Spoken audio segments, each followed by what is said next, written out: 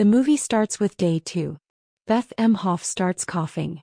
She's in an airport when she gets a call from John Neal, who casually mentions they just slept together and she left without saying goodbye. She boards her flight. Meanwhile, we start seeing people getting sick and dying all around the world. It's moving fast. It's all spreading through something as simple as a cough, and it's incredibly contagious. Beth returns home to Minnesota after a business trip to Hong Kong, stopping in Chicago to see John. She hugs her husband Mitch and her young son Clark when she gets home. Day 3. In Atlanta, Dr. Alice Cheever is working at the CDC. The janitor there, Roger, chats with him. His son has ADHD. Back in Minnesota, Mitch is called to Clark's school because he's running a fever. Mitch reassures him that he'll beat it by Thanksgiving. Meanwhile, we meet Alan, a conspiracy theory blogger who starts digging into the recent string of mysterious deaths. Day 4. Beth takes a sudden turn. She collapses and has a seizure. Mitch calls 911, but she dies in the hospital. The doctor guesses she may have picked up something while in China, but no one is sure what. Then tragically, Clark dies quietly at home in his bed. Day 5. In Switzerland, Dr. Leonora Orantes at the WHO is leading a briefing on a mysterious new virus. Beth is at the center of the investigation. Back in the US, medical morticians are performing an autopsy on Beth. As they examine her brain, one of them notices something odd and says, "Should I take a sample?" But his colleague immediately warns, "Actually, I want you to step away from the table." Then he urgently tells him to call everyone. It's clear something serious is going on. Day 6. Mitch is taken back to the hospital and quarantined. His teenage daughter Jory arrives from his previous marriage. Oddly, Mitch isn't showing any symptoms. Meanwhile, Dr. Erin Mears is briefed by Cheever. She's being sent to Minnesota to investigate and contain the outbreak where Beth died. Mears points out the danger. The virus spreads through touch, and even the smallest things we come into contact with could be contaminated. She talks about the R0 number, the average number of people one sick person can infect. For the flu, it's usually 1. For polio, it was 4 to 6. This virus could be much worse. Doctors Hextall and David begin examining samples from Beth's body and say they need to get it to Dr. Sussman. He's at a lab that isn't as secure as theirs. As Hextall leaves, Alan confronts her, suggesting the virus is a creation of Big Pharma. Day 7. Cheever meets with Homeland Security agent Lyle Haggerty, who's worried this could be a bioterrorist attack. But Cheever says nature's already doing the job. The birds are doing it for us. News breaks that Clark's school is shutting down. 3 nurses and 2 kids have died. Panic begins to set in. Mears visits Beth's workplace and learns Eric, her co-worker, gave her a ride from the airport. She calls him and puts him into quarantine. Mitch learns that Beth infected John Neal, who is now also dead. Heartbroken and angry, Mitch realizes Beth cheated on him. Meanwhile, Cheever is briefed about the virus. It hijacks the host cell completely.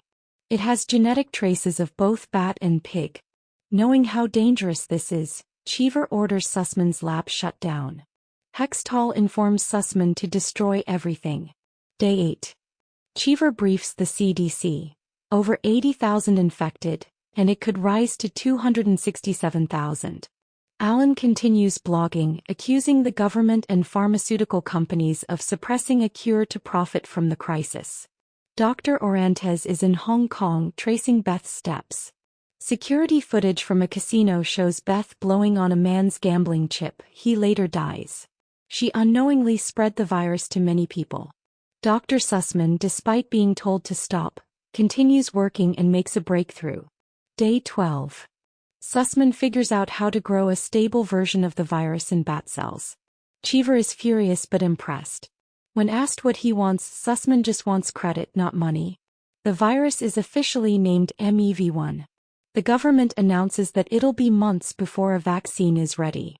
Alan gets more media attention, fueling his theories.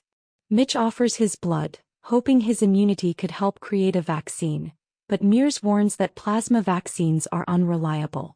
In the casino footage, Beth is seen making contact with many others, most of whom are later confirmed dead. Day 14. Mears wakes up coughing. She knows she's infected. She calls Cheever. Beth and Clark's bodies are refused by the funeral home. They're still infectious. In Hong Kong, Orantes realizes Beth is patient zero. Fong, her local contact, kidnaps her to ensure his village gets access to the vaccine. Meanwhile, panic escalates in the U.S. Flights and public transport in Minneapolis are grounded. Cheever calls his wife, Aubrey, and tells her to leave Chicago before it's shut down too. She tells a friend, which spreads even more panic.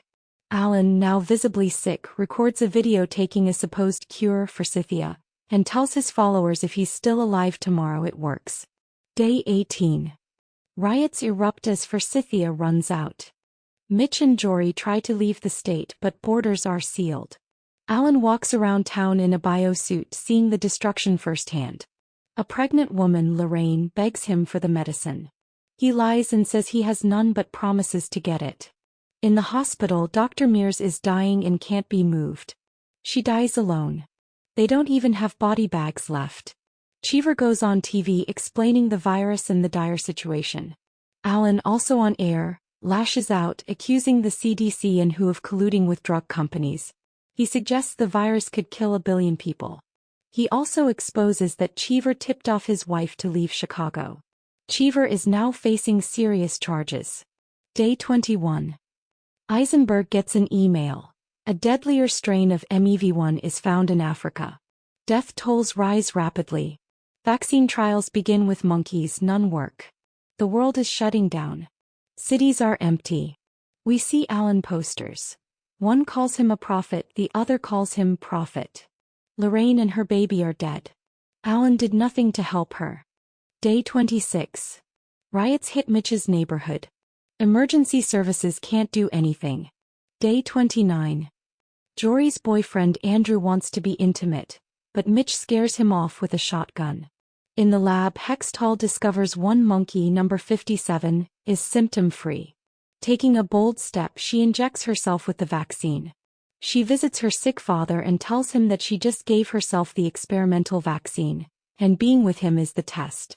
Her father is emotional, proud. News reports the vaccine has been fast-tracked.